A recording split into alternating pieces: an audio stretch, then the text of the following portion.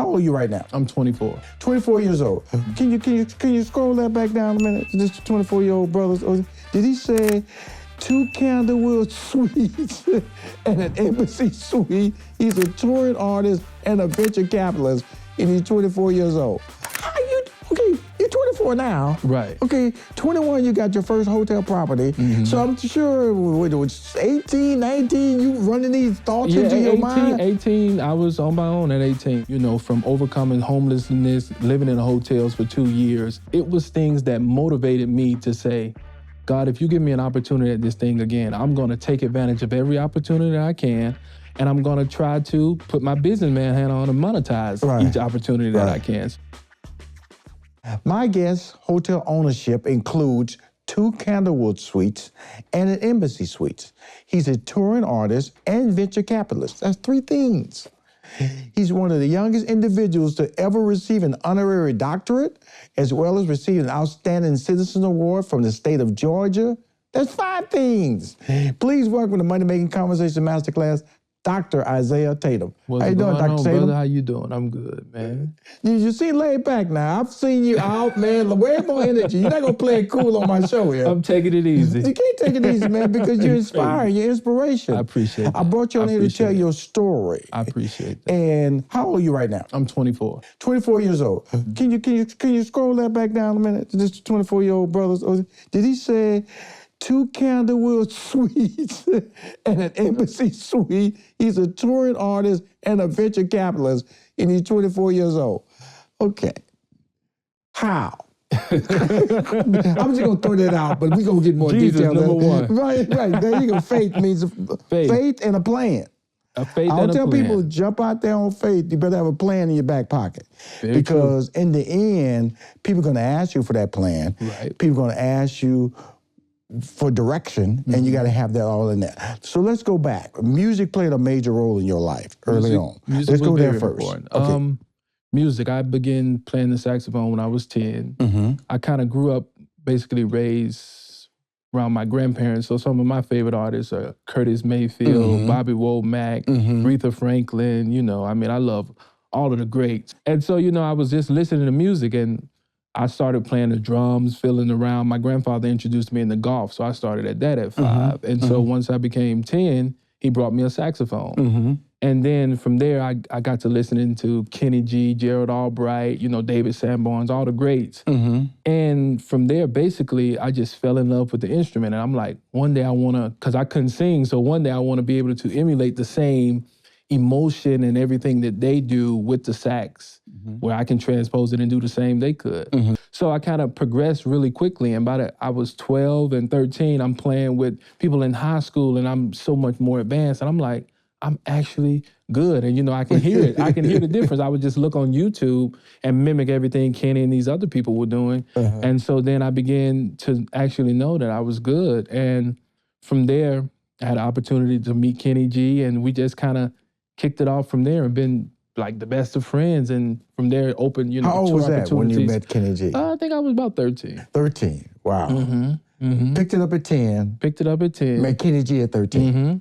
We stayed in contact. I mean, you know, from there on, you know, he liked me because I was very inquisitive. I ask a lot of questions. Right, I believe that. I believe that. Who gonna sit there? You got that ask a lot of questions face. I'm gonna ask you all the questions. How you do this? How you do this? How you do this? And so basically, you know, from there, he was like, I like this kid. You know, he's very inquisitive, and we kicked it off from there. And then next thing you know, I became very proficient in what I was doing. Right. And next thing you know, I'm touring. Congratulations. Thank you. We know in the world we live in today, multiple streams of income. Right.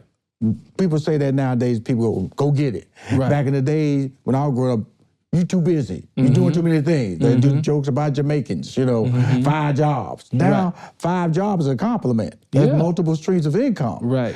Now, when you talk about touring, you talk about venture capitalists, you talk about owning hotel properties, are you looking at it from a multiple streams of income positioning, or are you just saying, this is what I want to do with my life? I basically, for me, I never chase things for the income. To me, I fell in love with credentials. I fell in love with, because in my life, it was a lot of things that early on, a lot of people said things that I couldn't do. Right. You know, from overcoming homelessness, living in hotels for 2 years. It was things that motivated me to say, God, if you give me an opportunity at this thing again, I'm going to take advantage of every opportunity I can. I'm going to maximize each opportunity that I can. And I'm going to try to put my businessman hat on and monetize each opportunity that I can. So I'm looking at it as multiple streams of income. But when I wanted to do it, I wanted to, you know, when I would go and I would ride by these gorgeous houses, $5-10 million houses, and ride and go see these dealerships and all of these expensive cars. It was like, I want to live my life like that. I don't want to have to wake up and, damn, I got to figure out how I'm going to pay the light bill and how I'm going to have to do all of this. I didn't want to live that life. So I really wanted to hone in onto how I was able to maximize all of my opportunities. You know what I love about this conversation, like you what you just said was a vision board. And that was happening when I was in high school. I used to cut out the cars I wanted. I should drive through the neighborhoods that I couldn't afford, my little beat up Pinto, and go, I like the yard. Because my wife always said, you really know what you want, because it's been in my mind since I was a teenager what I wanted. I think it's important that people know there's a backstory to this. You know, you weren't born with a silver spoon. No, you had to build a reputation, and that reputation started when you was 10 years old. Yeah, it did. And your passion and your hard work started there. Right. Correct? Correct. How did you think about hotel properties? Basically, so with being a venture capitalist and private equity investor and so on. No, you throw out these fancy words now. You know, venture capitalists and equity investors. Okay, first of all, we're going to go into English and Education 101, a money-making conversation masterclass. Equity investor, what is that? So equity investor basically would come in, same thing as a venture capitalist, would basically put up equity or funds for a company that's starting or something. Basically, so say you got a company that's $1 million. They come to you and say, hey, Isaiah, we need $300,000. We'll guarantee you 30% equity or 36% equity, however much of the company that you guarantee for putting up that amount of money. So that's basically, in short terms or layman's terms, what a venture capitalist does, or somebody who puts up equity. And so basically getting into that, in 2018, I was one of the first people that invested into Jazz Pharmaceuticals. So Jazz Pharmaceuticals created Jazz Pharmaceuticals. What's that? What is that? So it's a pharmaceutical company. Okay. And so they've created one of the first Corcept narcolepsy treatments. I don't know if you're ever familiar with the medication Xyrem. So Xyrem, I was one of the first people to be a part of that in 2018 when it got FDA approved. And so that has really played a lot into my career as expanding things. I mean, there's a lot of things that you can't say because it's NDAs on certain things, but it's okay. So, well, Dr. Tatum now. Now that Dr. Tatum has nothing to do with medicine now, okay? Let's go and get that clear, which is still a compliment. It's academia. But a drug? Yeah. How did you see that? See, I'm the kind of person where I'm all about charisma. I'm all about a personality. I'm all about meeting somebody. And when a person can come to you and present this product and helping out people and being something, I'm all for it. I'm all for it. I'm all about morals. I'm all about things that I care about. So anything that can help, people, help the natural causes of things, cure cancer, things like that, I want to be a part of, And so I thought it was a great opportunity. The business was great, and it started, at, $10 million. Right now it's evaluated at, $1.4 billion or something like that. So it has been very great. And part of KKR, the Carlyle Group, Blackstone. Oh my goodness, there's so many groups that I'm a part of. You start saying Blackstone. It's so much. Really. It's so many. That's the billion. Those people like that. They are getting people elected in the White House. Okay, very true. That's how powerful those names are that you are mentioning. Now, that's the first step. Because I want to chart your progress here. 10 years old, giving the saxophone, right? 13, you met Kenny G. Got the touring. It took a minute from 13 to 16. It took a little minute. People ain't gonna let a 14-year-old just jump out there. Right. But then your investment in a pharmaceutical product. And are you following just gut instinct?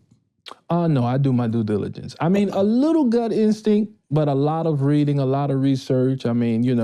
a lot of understanding what the product is, a lot of understanding, hey, what's the return on this? What is going to be my return on the investment? How much can I guarantee? How much can I make from my equity? Okay, you're 24 now. Right. Okay, 21, you got your first hotel property. Mm-hmm. So I'm sure when it was 18, 19, you running these thoughts into your mind? 18, I was on my own at 18. And so, I just was a sponge. Like, I wanted to learn. Math is one of my favorite things. Finance, everything. I don't feel like nothing is more important than finance. I wanted to be a person, when I'm in the meetings, like when I'm with my accountants, they can't make a decision without me because I know what they're talking about. Right. You can't go in there and say, this is what we paying on. No. I know what we're talking about. I know the percentage. I know the interest rate I'm paying. So they like, he knows his stuff.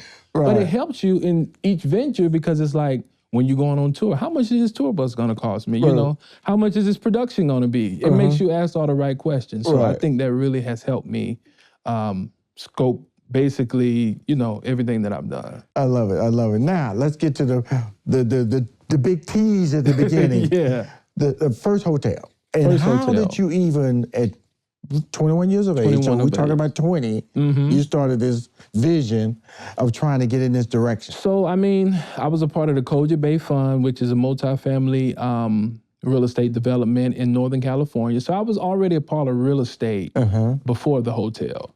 COVID hit. Stop. I'm looking at this little young dude here, man, and he's talking like he's 40. You're funny, man. He's just throwing out these terminology, and it's a beautiful thing because so many people at a young age are told no. Right. Stay in your place. Yeah. That's above your abilities. You don't have the relationships. That's a scam. And all I keep hearing is due diligence, doing research, understand the value of relationships. You don't jump in without a clear understanding of the direction. Those are adult, experienced, well-heeded advice terms that you tell people, and that comes from somebody in their 40s and 50s. Who was talking to you?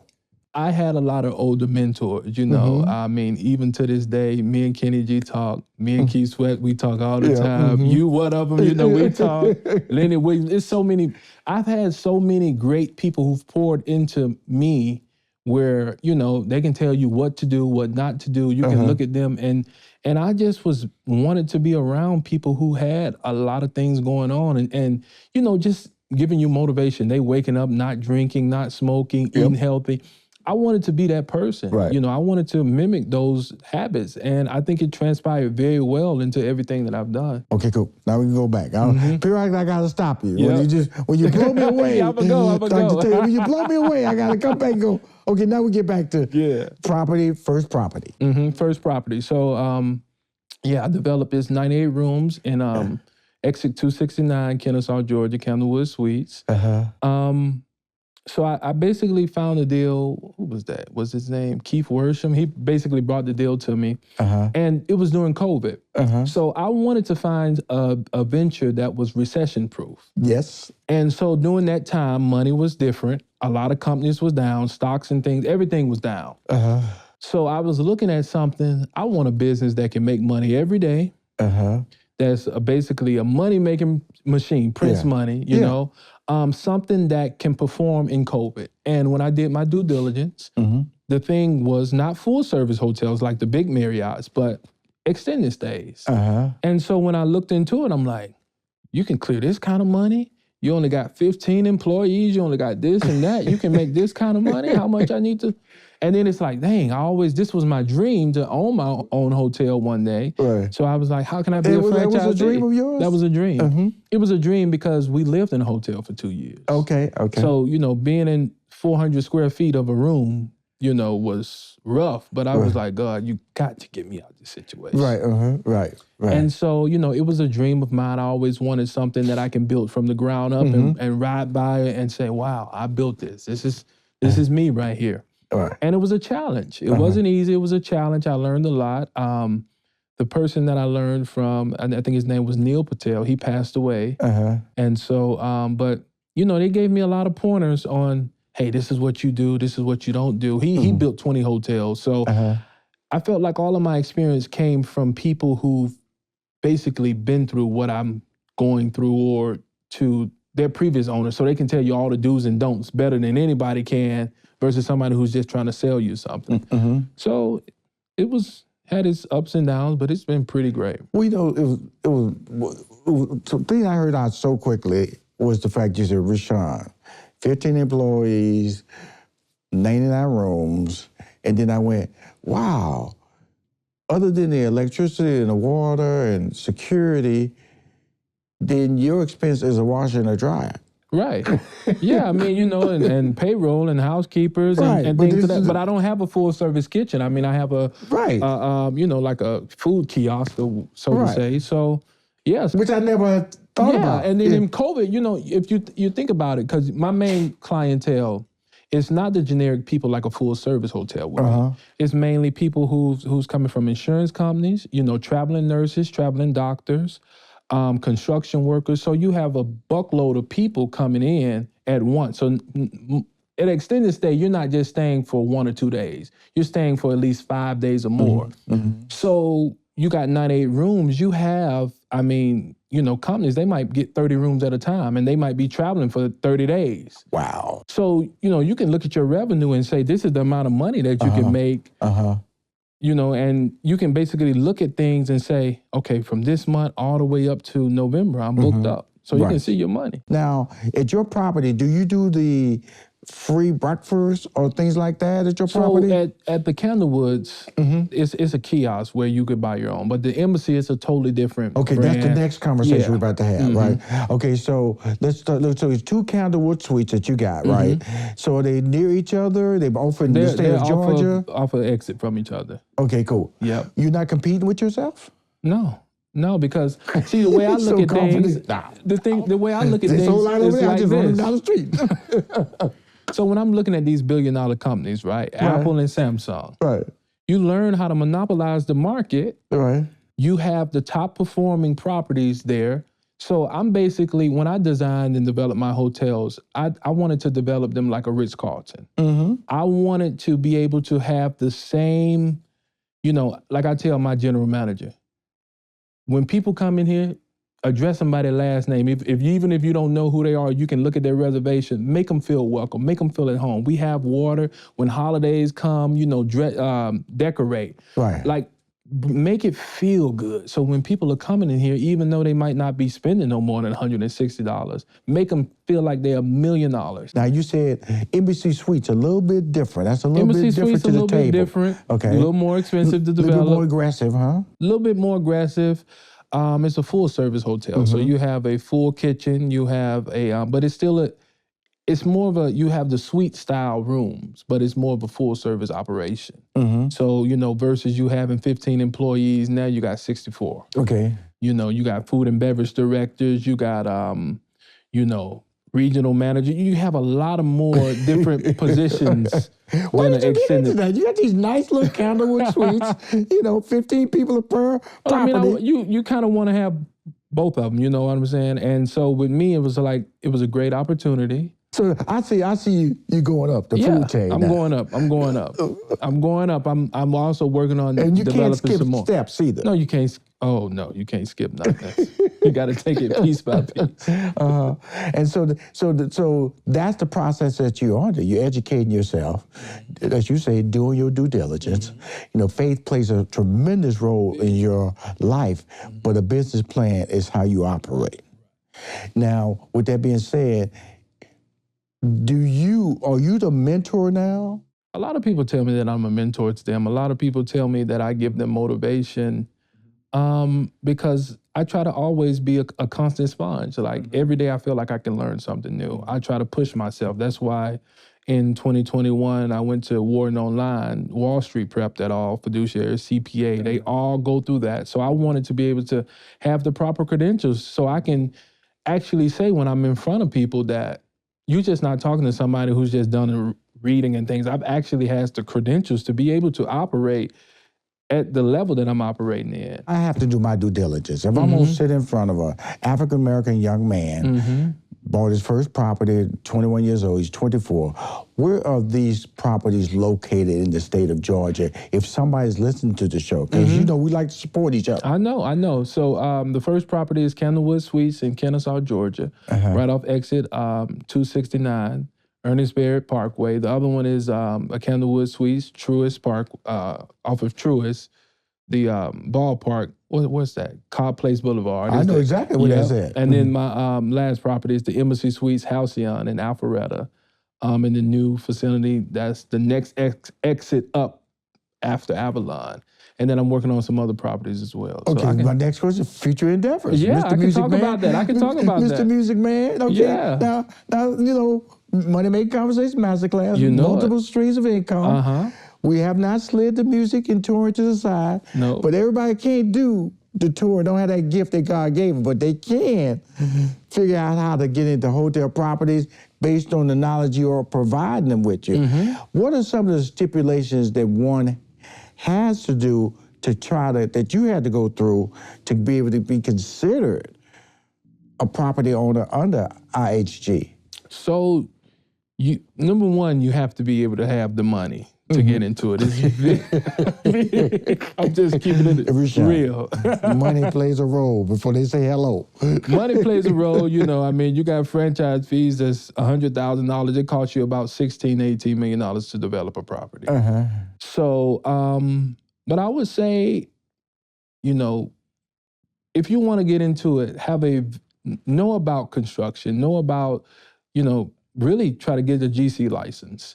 Be able to have... what's a GC license? So basically, it's what general contractors have. Okay, I can't think of the actual name of it. But it's something that you can be able to go into a property and say, okay, this is how much this is going to cost. This is how much I'm going to be spending here. You want to make sure that, because you have so many rigorous inspections. You got, you know, fire inspections, I mean, HVAC inspections. You have so many inspections when you're developing these properties that if the concrete is an inch off, they'll come out and make you tear all this stuff out and redo it again. And you think it's a joke until you got to pay $50,000 to tear some concrete up. Right. And so it's a lot of things, do's and don'ts that you have to. And I felt like I had the blessing to have a previous owner be able to walk me through, you know, the steps. Because if not, I would have made a lot of mistakes. As you said, due diligence. Due diligence, due diligence. So what are these future endeavors? So future endeavors. Right now, I have land for 2 True by Hiltons in Tupelo, Mississippi. I'm working on a Hilton in Nashville, Tennessee. I just love talking to you. I just love, he's so young and so confident. You know, man, I'm working. We're working on the Sweat Hotel, Keith Sweat and I. Keith Sweat, That's gonna be we're going to good. get into the hospitality business. You know. You're going to have a real Sweat Hotel. Real Sweat Hotel, not just a syndication. You know? So we're working on that. An album is coming from me. I'm probably going to go back on tour maybe sometimes next year. I'm going to figure it out. I'm working on it.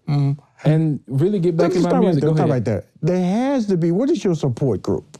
My support group, they're pretty good. Okay. I got a real strong support group. You know, they're real low-key, out of the way, but they think I'm crazy because I can't, my mind is just, every day I wake up, I'm like, I got to do this, I got to do this, I got to do this.